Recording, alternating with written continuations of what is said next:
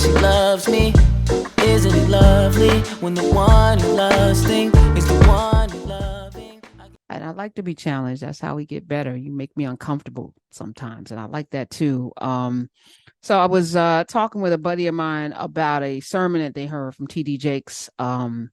And it's about the confidant, the constituents, and the comrades, the people in your life, and as I'm building and growing, multiple different entities and businesses, I'm always confronted with the people, because you got to work with people. You can do nothing by yourself. You need people around you. So now I'm assessing the people based on these three things. I just want to share that with you, Dr. Daniel Black, and everyone listening. So there's the confidants, which sounds like what it is. These are people who are your ride or dies. They're down all flat tires with you. They burn the building, they go in with you no matter what, right or wrong. They got your back. They're for you. It's like David without Jonathan. You got to have both. David can't be great without great people who are in your corner. They unlock the keys to your excellence. You have to have those people in your life. And you need someone who feeds you. So I feel like on a Monday with Dr. Daniel Black, you're my confidant. You feed me so I can feed the people. I appreciate it. Dr. Gray Carr is a confidant in that same way that we feed each other to feed people. And that you have a confidant when you are magnified. Your greatness is magnified by being in community with them. Oh my, well said. That's my confidant. All right. Then you have your constituents. Your constituents, these are people who are there for what you can bring. So they're there, as long as they can get whatever they can get from you. So they may look like a confidant, but you won't know until the better, quote unquote, better thing comes along, and then they hop over there. I've had many of those. I was like, oh, I thought it was good here. Oh, you found something you thought it was better, so you hopped, and I was like, all right, and then showed me their ass too. Like, all right, I'm out. Deuces. I'm like, oh wow. So this wasn't what I thought it was. I thought we were building something together. And then the next train came, and that one looked better. So those are constituents. They're here. It looks like they could be down until the next thing comes. Then you got your comrades. And that actually sounds like something nice, to have a comrade. But your comrades are there, and they're actually against you. But they come into a space, say there's like, I think about like Russia and China. Now, they may not even like each other, but they hate America. So they will come together, and it'll look like they are down for each other, but they're down for each other for a particular thing, right? So you can even have comrades in your camp if you're trying to build some things out. I probably have a lot of comrades who are here to build out some things. They're the scaffolding. And when you take the scaffolding away after you built, the building still stands. So it's good, right? So you can still have comrades, but you got to know that they're comrades, that maybe they don't even really like you. They may not, but they're here to build a thing. And then when the thing is built or the duty's done, they're out. So those are the three kinds of people that people can have in their lives. And I'm going to play a clip, and then I want to talk about it. And then we get to the calls, because folks have been holding on for an hour and change. So we're going to definitely get to them. But I want to play this clip that kind of codifies what I'm saying from TD Jakes. Play it, Smith. People who are really for you. If they are really for you, they will weep with you when you weep, and they will rejoice when you rejoice. When you walk in a room and you tell somebody good news, stop being happy for a minute and watch their reaction. If they're not happy for you, shut your mouth and walk back out of the door. Because when they are really connected to you, they will be happy for you when you share your dream. Find somebody, look them in the eye and say, are you happy for me? If you don't get the right reaction, don't tell them anything else. You need somebody who's really going to be happy for you. And God is so faithful. He'll always give you somebody. Oh, if you ever send anybody into your life to help you, you ought to just clap your hands and thank him for the people he sent. Don't worry about the people he took. You ought to praise him for the people he sent. He will send somebody. So I consider you somebody.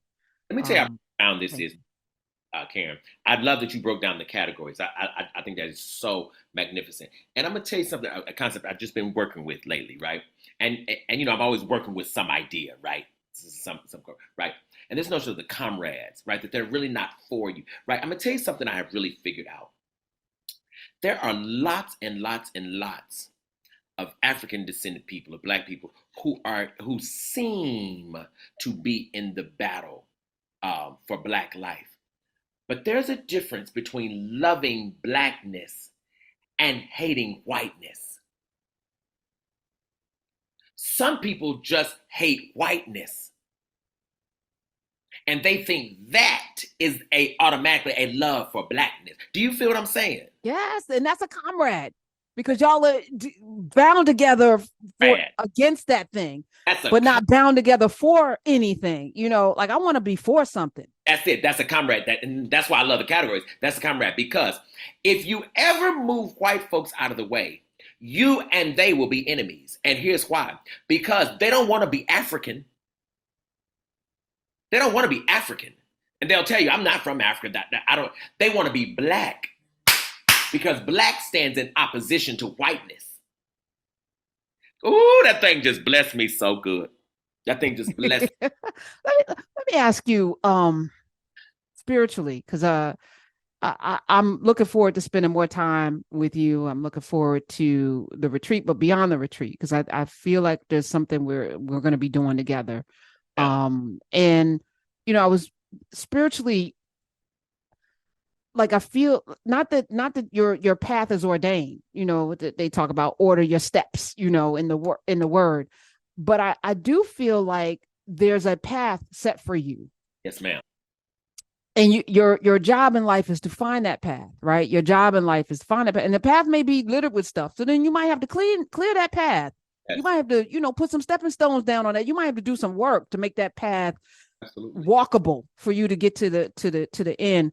But do you hear the voice of God? Like how does it show up? Because I feel like we all, like, I envy sometimes people who, speak in tongues, or because I don't do any of that. And I don't, I'm not going to bash myself for not having that particular gift. As you said, the talents show up in different ways. One's not more, more great than the other. How does like, even the coming, like, I was like, that thing is ordained from God. Like, you heard somebody say something that was spoken into your spirit.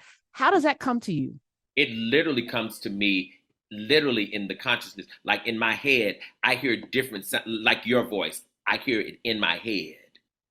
I hear the voice of the ancestors in my head, and I write it just exactly as they say it. And here's why this is important, because sometimes I don't like it, sometimes I don't prefer, sometimes I don't even agree. But I must write it exactly as they say it, or either the voice will go silent. Have you always heard the voice? I think I did, but I think I was calling it different things, and I think I didn't want to hear it, because as a child I didn't understand it, of course, and nobody could really tell it to me, and But once I became clear and talked and knew of ancestral veneration, right, and once I got clear that I was in a lineage and that I had a voice, right, that the ancestors wanted to use, right, that's when I got really, really clear, right, and when I hear the voice of God, I really hear my own voice. Right? When I hear the voice of God, I hear my own voice. I'm going to say that one more time. When I hear the voice of God, I hear my own voice, because really the voice of God is the fruit of your work.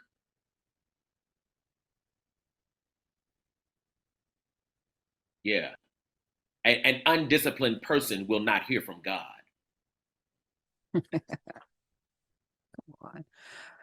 Dr. Daniel Black, I was thinking today, when do people get to have these kind of conversations? When do you, like, how and that's why I think I'm incredibly blessed, because I get to have these kind of conversations all the time.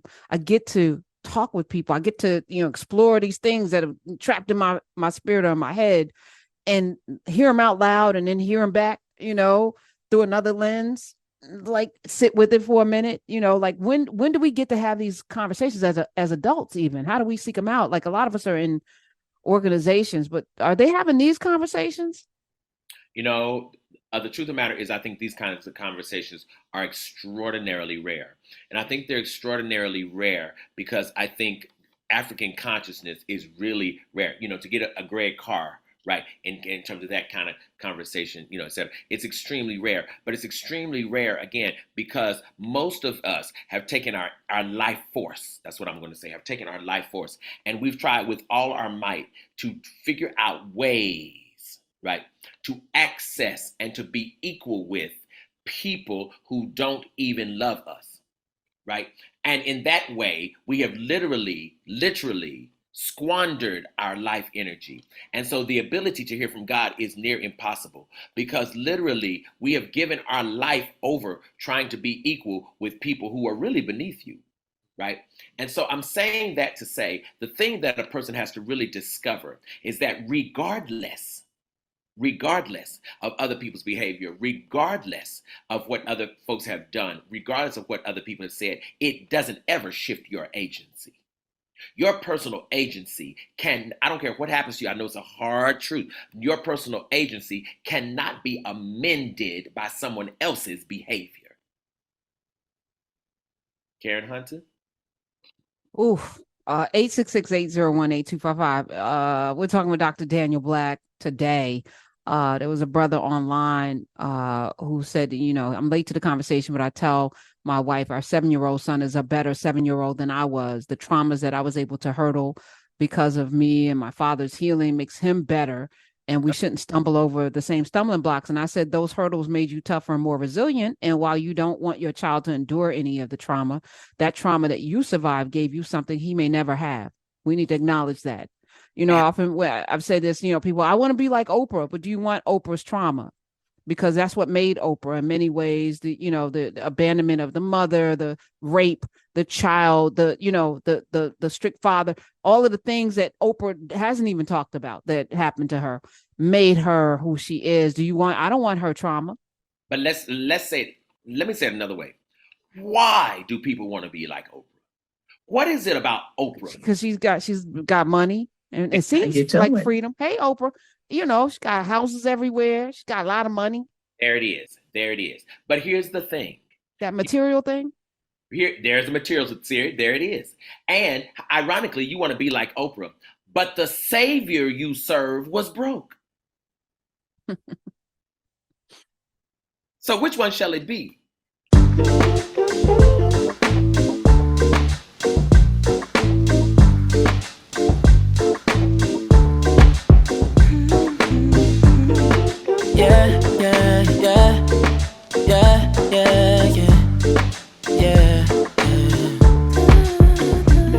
I run my fingers through her hair as she smiles and says that she loves me.